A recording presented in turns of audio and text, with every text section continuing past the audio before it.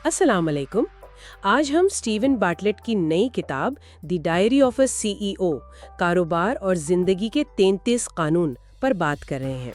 ये अगस्त 2023 में आई थी। हमारा ये तज्जिया उन ज़राए पर मबनी है जो हमें मिले हैं।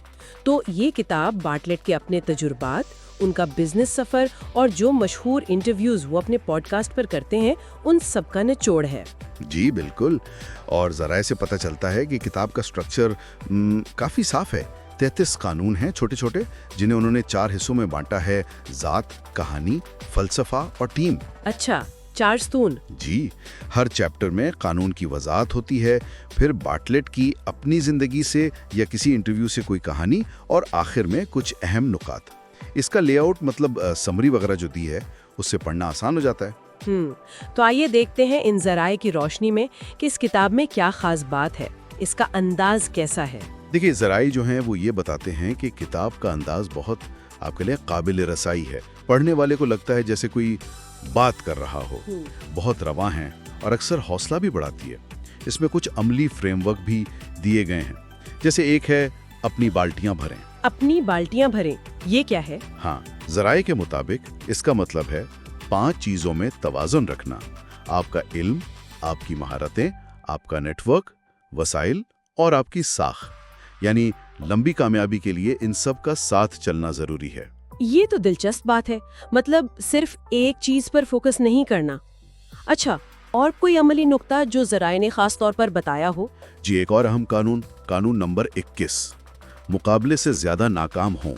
यहाँ ज़राए बताते हैं कि मुसन्निफ का जोर इस बात पर है कि तजर्बे करो, रिस्क लो, और अगर नाकाम हो जाओ तो उसे सीखने का हिस्सा समझो। यानी नाकामी से घबराना नहीं है। बिल्कुल।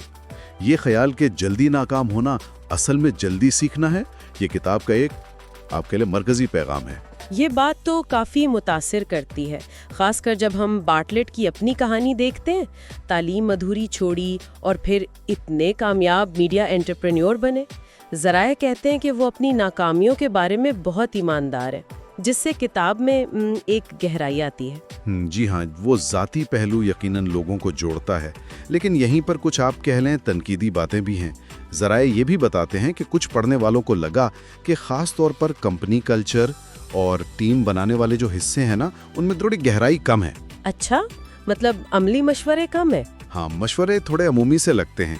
कोई बहुत ठोस कदम ब कदम हिकमत अमली शायद इतनी वाज़ेह नहीं। और ज़राए ने किताब के लहजे के बारे में कुछ कहा? क्या वो ठीक लगा सबको? कुछ लोगों का ये भी तासुर है ज़राए के मुताबिक कि कहीं कहीं किताब थोड़ी खुद सताइशी, यानी अपनी तारीफ आप करने वाली लगती है, और इससे कुछ के लिए किताब की जो सच्चाई है वो शायद थोड़ी कम हो जाती है। ये अहम नुक्ता है। अच्छा, आपने इनके पॉडकास्ट का जिक्र किया था, किताब का इससे क्या ताल्लुक है? जी, ताल्लुक तो गहरा है। ये किताब इसी नाम के बहुत ही मशहूर पॉडकास्ट का तसलसिल लगती है। आप सोचें, 600 से ज़्यादा किस्तें अरबों लोग सुन चुके हैं। लेकिन यहीं से एक और ज़रा संजीदा मसला भी जुड़ा है, जिसका जिक्र ज़राए में है। वो क्या है? वो ये कि बार्टलेट पर तनकीद होती रही है कि वो अपने पॉडकास्ट पर ऐसे मेहमान बुलाते हैं जो सेहत के बारे में गैर मुसद्दिका दावे करते हैं, जैसे कैंसर या वैक्सीन्स के बारे में मुतनाज़ा बातें। और ज़राए बताते हैं कि तनकीद इस बात पर भी है कि इंटरव्यू के दौरान मेज़बान यानी बार्टलेट खुद उन दावों को ज़्यादा चैलेंज नहीं करते या कोई दूसरा रुख पेश नहीं करते। लेकिन किताब तो इन मौज़ूआत पर नहीं है बराह रास्त। नहीं, किताब उन पर नहीं है, लेकिन ज़राए का कहना है कि नाक़िदीन के नज़दीक ये पॉडकास्ट वाला मामला उनकी मजमूई साख पर, मतलब उनकी क्रेडिबिलिटी पर असर डालता है, चाहे किताब का मौजू अलग ही क्यों ना हो। समझ गई।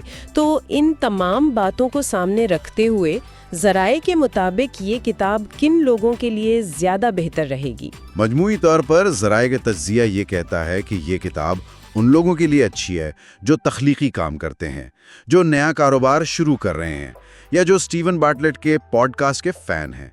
ख़ास तौर पर वो लोग जिन्हें ज़ाती कहानियों से और एक लचकदार हौसला अफजा सोच से तहरीक मिलती है।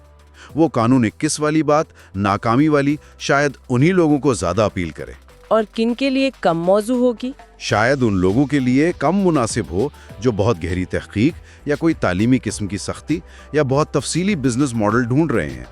ذرائع سے ایک حوصلہ افزائی والی کتاب زیادہ سمجھتے ہیں بجائے ایک مکمل کیسے کریں گائیڈ کے۔ تو خلاصہ یہ ہوا کہ کتاب میں متاثر کن کہانیاں ہیں، کچھ عملی باتیں بھی ہیں، لیکن کہیں کہیں گہرائی کی کمی ہے اور مصنف کے پوڈ کاسٹ کی وجہ سے کچھ سوالات بھی اٹھتے ہیں۔ یہ سب ہمیں فراہم کردہ ذرائع سے پتہ چل رہا ہے۔ بالکل، اور یہیں سے ایک دلچسپ سوال ذہن میں آتا ہے جس پر شاید سوچا جا سکتا ہے کہ یہ جو قیادت اور ذاتی ترقی کی کتابیں ہوتی ہیں ان میں ایک اچھی کہانی جو متاثر کرے اور ٹھوس قابل عمل مشورے کے بیچ صحیح توازن کیا ہے؟ مطلب ایک پڑھنے والا کسی کی کرشماتی شخصیت سے متاثر ہو کر اس کی باتوں کی عملی حیثیت کو کیسے جانچے، ہے نا؟ یہ ایک غور طلب بات ہے۔